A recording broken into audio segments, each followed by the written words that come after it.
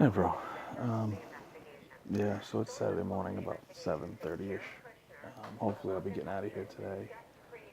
Puts it about 3 days out of surgery. Yeah, Thursday, Friday, Saturday. So today's third day post op. Um, Most of that time's been spent with pain management and just trying to dial everything back in. Um, so, like I told you yesterday or the day before, whenever, they try to get me on oxys for pain management, but I don't think they accounted for the fact that I've been through this a few times and I've been on oxy for a while, so it doesn't really work so well for me. Um, yeah, sorry, wasn't sure somebody's coming in, but been kind of tough though, considering you have two options for where to sit. You either sit in the chair where I'm at now, or you sit in the bed, and that's pretty much it. I mean, there's not a whole lot of room and options in the matter. Um,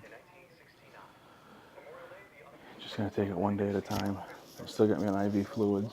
Um, they want to keep me well hydrated until today, and then presumably if I go home, obviously they take that out.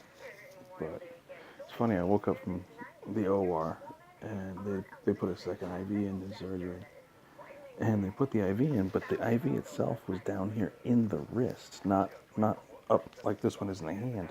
It was like the needle or the catheter, whatever you want to call it, was actually down here into the, the meat of the wrist. So anytime I did any kind of torque on my wrist, it was just instant discomfort.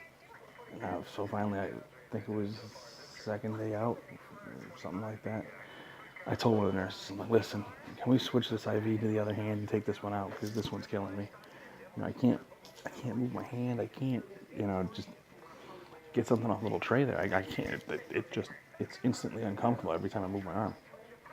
So they were nice enough and said, yeah, we only need one IV. We don't need two now. They just like to have two in the OR just in case one blows out or, God forbid, something happens and they have to, pump all kinds of fluids or whatever into you. So, yeah, I had a roommate for the first couple of days. Um, Guy wasn't the most friendly in the world, but, whatever. He had a double knee, not full. He didn't have a full knee replacement, but he had double knee surgeries. They replaced out pieces of his knee and all that good stuff. But like I said, he just wasn't the most friendly guy in the world, which kind of sucks, because hey, we're both here and make the best of it, right? But it just wasn't him. So, but beyond that, I mean, they got me listed as a fall risk, so I can't get up and go to the bathroom or get up and walk around the room. Anytime I want, I have to call and let them know, hey, I want to move around, and they come and walk with me, make sure I'm not going to fall over, which is just standard procedure here at this hospital. They don't want to take the chances with somebody getting hurt, which I can understand.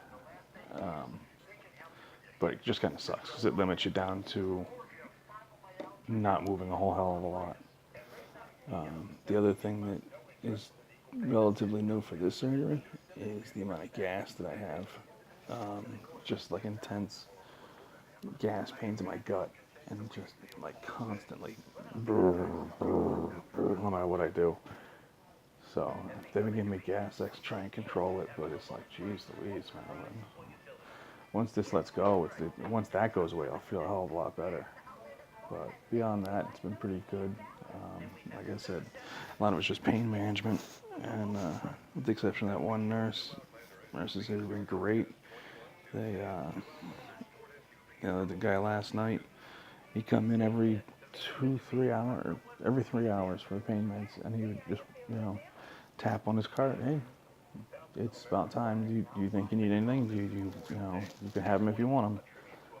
Yeah, I'll take them. Yeah, I didn't turn them down. The only thing I turned down was another Valium this morning.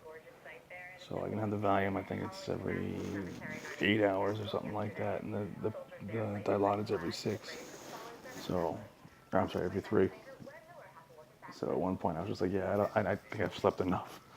The combination of the two drugs is quite potent for nap time. But it just kind of had enough of that. So I decided, yeah, I think I'm gonna get up for the day and try and get motivated. And if I lay in bed too long, I'm just going to start feeling worse and get hot and sweaty just from laying there all day, and that's no good. So I want to try and get up and get moving around. Found it yesterday that really seemed to help make me feel better. So, but beyond that, it's just another day. So really trying to just focus on one day at a time, and today already feels a little bit better than yesterday. A little bit sore.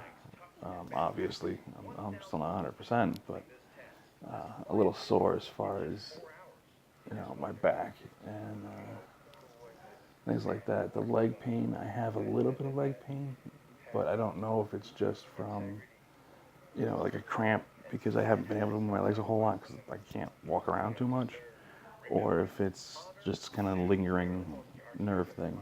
So it's not intense. It only goes down into my calf as opposed down into my toes. It's kind of why I'm thinking more of like a cramp issue. And it's not all the time. So, yeah. But other than that, doctors came in today and they checked me out. And so far, so good. If PT gives me the clearance to go home, I'll be heading out today. Try and get out of here early if I can, just because of the traffic for the holiday weekend. But, you never know how traffic is in Boston anyway. Some days it's great, some days it's like, what the hell was I thinking? So, yeah. So, in any event, I'll try and get this uploaded from here, but it's hospital internet, so I don't know if it'll load. It might take a week or a month of Sundays, but we'll see what we can do. So, yeah. I'll talk to you later, bro. Love you.